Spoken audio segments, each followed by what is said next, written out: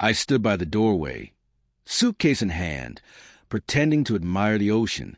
The evening sun stretched silver across the waves, calm and endless, the kind of view meant to quiet the heart. Then I heard her voice, sharp, entitled.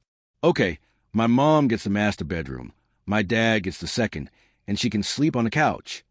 She, not mom, not grandma, just she.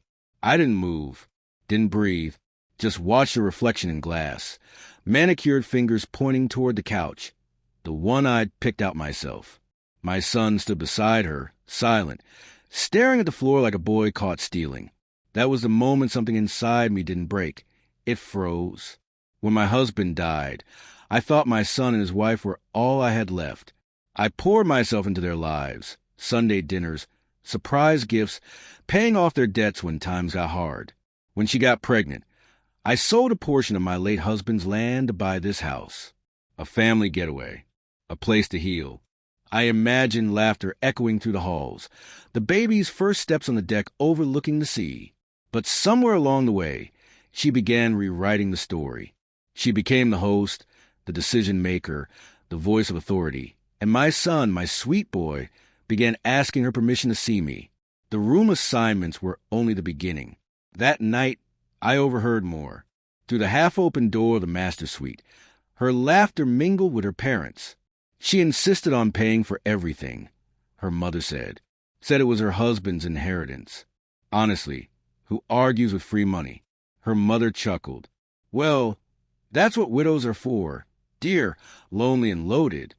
I stood in the hallway, wine glass trembling in my hand. My throat burned, but I said nothing.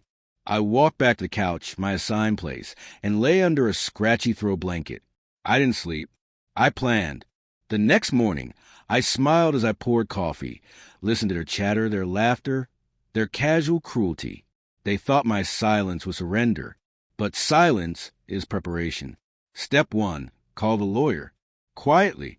The deed was still in my name. The transfer wasn't complete. I told him to reverse it. Step 2, call the realtor. List the property for immediate, confidential sale. She owed me a favor. Step 3, message my accountant. Liquidate the coastal account. Move everything to the private trust. Step 4, email my son. One line only. Please review the attached family agreement before the weekend. No emotion, no warning, just a seed of unease. By the second evening, they treated me like furniture. Requests became orders. Her father snapped his fingers for another bottle of wine. I smiled and fetched it. Because revenge isn't loud, it's patient. Saturday morning, a storm rolled in early. The wind howled through the palms. The sea slammed against the rocks below. Perfect weather for endings. I called a family meeting. She looked irritated. Her parents bored. My son confused. The realtor will be here soon, I said. They assumed she was bringing linens. Then the realtor walked in, clipboard in hand. Mrs. Carver, she said, I have the final papers. The buyers will transfer the funds within 24 hours. Amanda blinked. Buyers? Yes, I said evenly. I've sold the house. The color drained from her face. You can't do that. This house is ours. I smiled faintly. No, dear, it isn't. The title never left my name. Her father stammered, but our things will be shipped to you, I said, once the sale closes. My son's voice cracked. Mom, why? I met his eyes. Because I paid for this dream, and you let her turn it into a cage. The realtor handed me the final papers. Rain pounded on the roof like applause. I signed each page slowly, deliberately. Amanda lunged forward. You're throwing us out. You can't just...